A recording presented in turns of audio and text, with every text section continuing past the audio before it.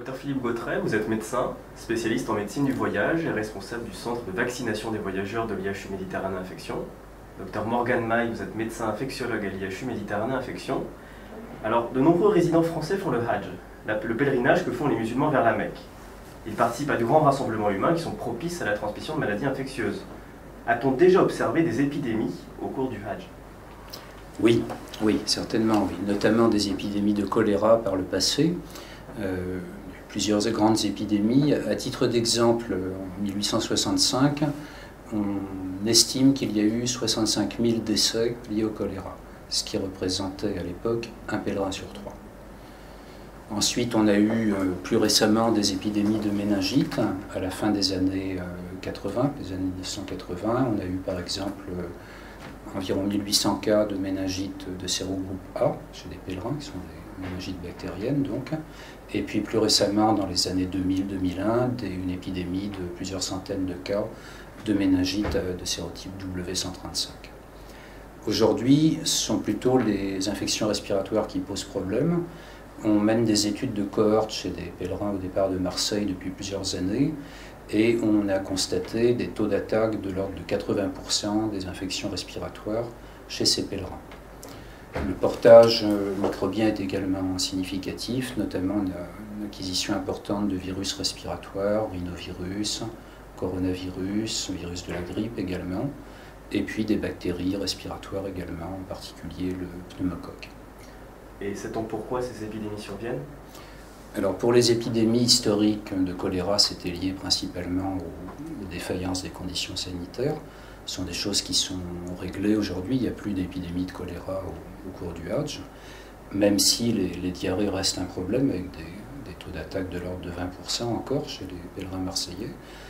Aujourd'hui, les infections respiratoires ou transmises de manière respiratoire comme les méningites sont essentiellement liées aux conditions de promiscuité.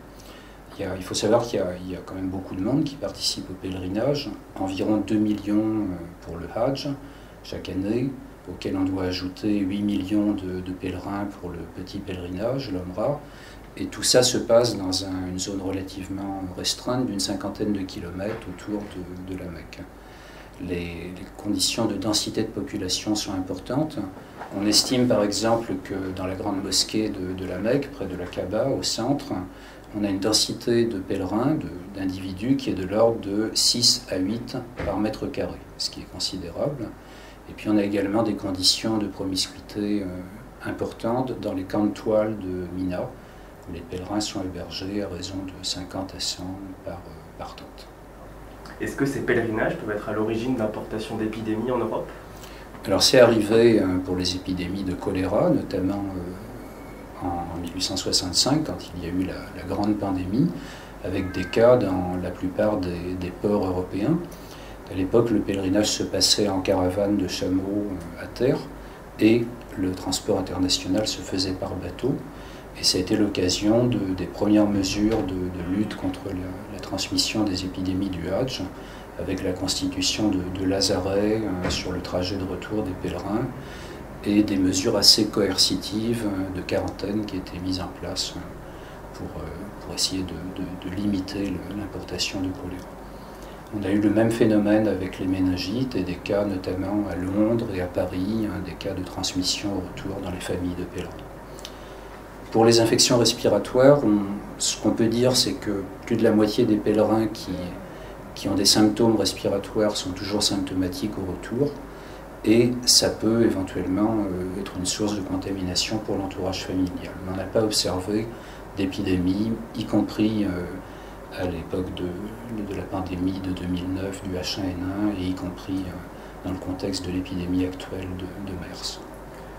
Il y a un pathogène qui suscite régulièrement l'inquiétude, le MERS coronavirus, qui peut être responsable de pneumonie potentiellement mortelle. Est-ce que ce pathogène est retrouvé chez des pèlerins de retour de la Mecque? En effet, ce pathogène, donc le MERS coronavirus, c'est un nouveau virus qu'on connaît depuis 2012. Et depuis 2012, on a déjà 2500 cas répertoriés notifiés à l'OMS, dont plus de 2000 cas en provenance d'Arabie Saoudite. Donc on surveille beaucoup les pèlerins au retour de la Mecque. Finalement, on se rend compte qu'ils sont plutôt atteints de virus comme la grippe, notamment chez nous à l'IHU. Depuis le retour de la Mecque la semaine dernière, on a accueilli 12 pèlerins pour des syndromes respiratoires fébriles et dont 9 étaient porteurs du virus de la grippe. Et un pèlerin donc, qui rentrerait de la Mecque et qui constaterait chez lui des symptômes laissant entendre à une pathologie respiratoire, quelle conduite doit-il tenir? Quel numéro doit-il contacter? Où doit-il se rendre? Alors déjà, il faut connaître les symptômes de la pneumonie à MERS coronavirus. Donc c'est des symptômes respiratoires dans les 14 jours suivant le retour de la Mecque. Donc les symptômes respiratoires sont la toux, la détresse respiratoire et de la fièvre supérieure à 38,5.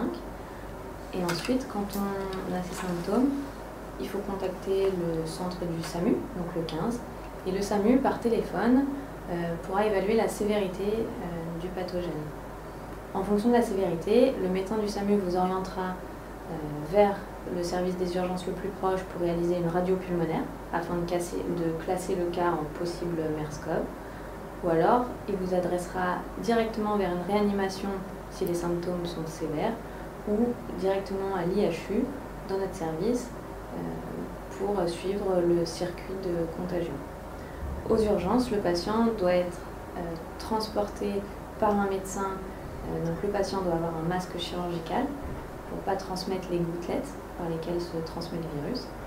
Et les soignants qui prennent en charge le patient aux urgences dans un box seul doivent avoir un masque FFP2, c'est-à-dire un masque canard qui empêche le pathogène à rentrer en contact avec nos voies respiratoires. Également une surblouse et des gants. Ils ne font pas de prélèvement, ils classent le cas en fonction de sa sévérité, ils prennent les constantes, la température, ils auscultent le malade. S'il y a un foyer de pneumopathie à la clinique, à la radiologie avec de la fièvre, en accord avec le médecin senior de l'IHU, le médecin du SAMU, il est classé en cas possible pour le MERS coronavirus. À partir du moment où il est classé en cas possible pour le coronavirus, dans ces cas-là, il rentre dans le circuit contagion de l'IHU. On le reçoit directement en chambre seule, une chambre qui est dédiée pour ces pathogènes contagieux, à pression négative. Et le médecin senior de l'IHU le reçoit dans la chambre, pareil, avec la surblouse, les gants, le masque FFP2 et ajoute une protection oculaire car il va réaliser le prélèvement à la recherche du MERS coronavirus. On ne fait pas d'autres prélèvements chez ce patient, notamment pas de bilan sanguin, en attente de documentation de ce potentiel coronavirus, si le patient est stable hémodynamiquement parlant, bien sûr.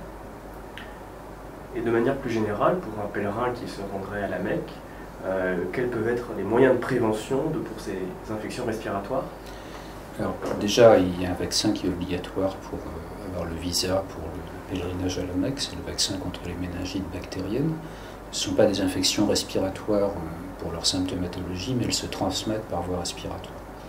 Et puis, il est utile, pertinent d'être vacciné contre la grippe et également contre les infections invasives à pneumocoque pour les personnes qui auraient des facteurs de risque, c'est-à-dire les personnes âgées, les personnes souffrant d'infections, de maladies respiratoires chroniques, de maladies cardiaques, etc.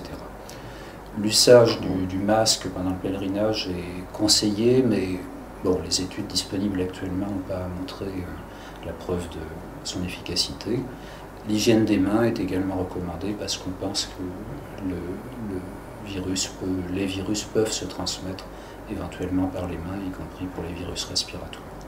Pour le MERS à proprement parler, les conditions du pèlerinage n'exposent pas vraiment à des risques de contamination dans la mesure où la source de contamination sont essentiellement les malades et donc les personnes qui vont être contaminées auprès des malades, c'est l'entourage proche, les familles, les soignants, pas les pèlerins. Par contre, il y a une source accessoire de risque de transmission qui est représentée par les camélidés et donc on peut conseiller à titre systématique d'éviter le contact avec les chameaux, les dromadaires plus précisément au cours du pèlerinage. Très bien, merci beaucoup. Merci.